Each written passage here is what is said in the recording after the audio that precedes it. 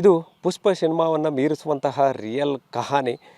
ಯಾರಿಗೂ ಕೂಡ ಹೊಳೆಯಲಾರದಂತಹ ಖತರ್ನಾಕ್ ಐಡಿಯಾವನ್ನು ಮಾಡಿ ಖದೀಮರು ಸ್ಪಿರಿಟನ್ನು ಸಾಗಿಸ್ತಾ ಇದ್ದಂತಹದ್ದನ್ನು ಬೆಳಗಾವಿಯ ಖಾನಾಪುರದ ಅಬಕಾರಿ ಅಧಿಕಾರಿಗಳು ಕಾರ್ಯಾಚರಣೆ ಮಾಡಿ ಅದನ್ನು ಜಪ್ತಿ ಮಾಡುವಂಥ ಕೆಲಸವನ್ನು ಮಾಡಿದ್ದಾರೆ. ಸದ್ಯ ನಾನೀಗ ಯಾವ ರೀತಿಯಾಗಿ ಸ್ಪಿರಿಟನ್ನು ಸಾಗಿಸ್ತಾ ಇದ್ರು, ಎಲ್ಲಿಂದ ಎಲ್ಲಿಗೆ ಸಾಗಿಸ್ತಾ ಇದ್ರು ಅನ್ನುವಂಥದ್ದನ್ನು ಹೇಳ್ತಾ ಹೋಗ್ತೇನೆ. ಇಲ್ಲಿ ಖದೀಮರು ಮಾಡಿರುವಂಥ ಖತರ್ನಾಕ್ ಐಡಿಯಾವನ್ನು ಮೊದಲು ನಿಮಗೆ ತೋರಿಸ್ತೇನೆ. ಇದೇನಿದೆ ಟ್ಯಾಂಕರ್ ಮೇಲೆ ನಾನು ಮೇಲ್ಭಾಗದಲ್ಲೇ ನಿಂತ್ಕೊಂಡಿದ್ದೇನೆ. ಸುಮಾರು 15,000 ಲೀಟರ್ ಸಾಮರ್ಥ್ಯದ ಈ ಟ್ಯಾಂಕರ್ನಲ್ಲಿ ಸ್ಪಿರಿಟನ್ನು ಸಾಗಿಸಲಾಗ್ತಾ ಇತ್ತು. ಬೆಂಗಳೂರಿನ ನೆಲಮಂಗಲದಿಂದ ಗೋವಾಕ್ಕೆ ಸಾಗಿಸಲಾಗ್ತಿತ್ತು. ಸಹಜವಾಗಿ ಗೋವಾದಿಂದ ಕರ್ನಾಟಕ ಸೇರಿದಂತೆ ಬೇರೆ ಬೇರೆ ರಾಜ್ಯಗಳಿಗೆ ಅಕ್ರಮವಾಗಿ ಮದ್ಯವನ್ನು ಸಾಗಾಟ ಮಾಡುವಂಥದ್ದನ್ನು ಗಮನಿಸಿದ್ವಿ. ಆದರೆ ಇಲ್ಲಿ ಬೆಂಗಳೂರಿನ ನೆಲಮಂಗಲದಿಂದ ಸ್ಪಿರಿಟನ್ನು ಗೋವಾಕ್ಕೆ ತೆಗೆದುಕೊಂಡು ಹೋಗಲಾಗ್ತಾ ಇತ್ತು.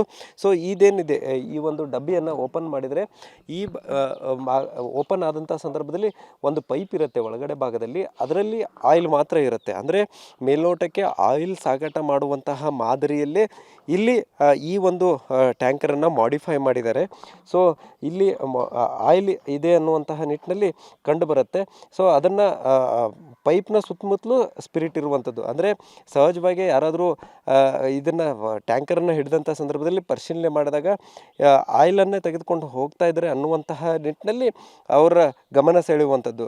ಆದರೆ ಒಳಗಡೆ ಭಾಗದಲ್ಲಿ ಕಂಪ್ಲೀಟಾಗಿ ಇದು 14,000 ಲೀಟ್ರು ಸ್ಪಿರಿಟ್ ಈಗ ತುಂಬಿರುವಂಥದ್ದು. ಈ ಒಂದು ಟ್ಯಾಂಕರ್ನ ಒಳಗಡೆ ಭಾಗದಲ್ಲಿ ಸ್ಪಿರಿಟ್ ಇರುವಂಥದ್ದು. ಖಚಿತ ಮಾಹಿತಿ ಮೇರೆಗೆ ಅಬಕಾರಿ ಅಧಿಕಾರಿಗಳು ಈ ಒಂದು ದಾಳಿಯನ್ನು ನಡೆಸಿದಂಥ ಸಂದರ್ಭದಲ್ಲಿ ಸದ್ಯ ಈಗ 14,000 ಲೀಟರ್ 35 ಲಕ್ಷ ಮೌಲ್ಯದ ಸ್ಪಿರಿಟನ್ನು ಜಪ್ತಿ ಮಾಡಿರುವಂಥದ್ದು. ಈ ಒಂದು ಪ್ರಕರಣಕ್ಕೆ ಸಂಬಂಧಪಟ್ಟಂತೆ ಈಗಾಗಲೇ ಓರ್ವ ಆರೋಪಿಯನ್ನು ಕೂಡ ಈಗಾಗಲೇ ಬಂಧಿಸಿರುವಂಥದ್ದು. ಮಲ್ಲು ಉಪ್ಪಾರ ನೇತೃತ್ವದ ತಂಡವೇ ಇದನ್ನು ಈಗ ಜಪ್ತಿಯನ್ನು ಮಾಡಿರುವಂಥದ್ದು.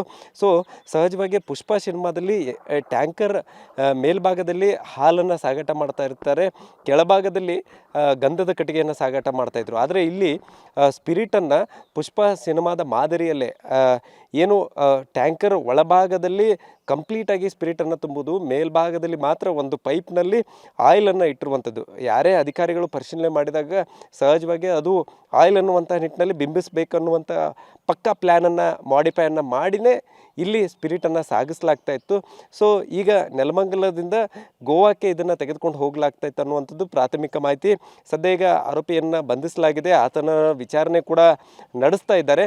ಸೊ ಈ ಸ್ಪಿರಿಟು ಗೋವಾದಲ್ಲಿ ಯಾವುದಕ್ಕಾಗಿ ಬಳಕೆಗೆ ತೆಗೆದುಕೊಂಡು ಹೋಗಲಾಗ್ತಾ ಇತ್ತು ಮತ್ತು ಇದರ ಹಿಂದ್ಗಡೆ ಮತ್ತೆ ಯಾರೆಲ್ಲ ಇದ್ದಾರೆ ಅನ್ನುವಂಥ ನಿಟ್ಟಿನಲ್ಲೂ ಕೂಡ ಈಗ ಅಬಕಾರಿ ಇಲಾಖೆ ಅಧಿಕಾರಿಗಳು ತನಿಖೆಯನ್ನು ಮಾಡ್ತಾ ಇರುವಂಥದ್ದು. ಸದ್ಯ ಅಬಕಾರಿ ಇಲಾಖೆ ಅಧಿಕಾರಿಗಳ ಈ ಒಂದು ಕಾರ್ಯಕ್ಕೆ ಮೆಚ್ಚುಗೆ ಕೂಡ ವ್ಯಕ್ತವಾಗ್ತಾ ಇರುವಂಥದ್ದು. ಮೇಲಾಧಿಕಾರಿಗಳು ಕೂಡ ಇದಕ್ಕೆ ಮೆಚ್ಚುಗೆಯನ್ನು ವ್ಯಕ್ತಪಡಿಸಿದ್ದಾರೆ.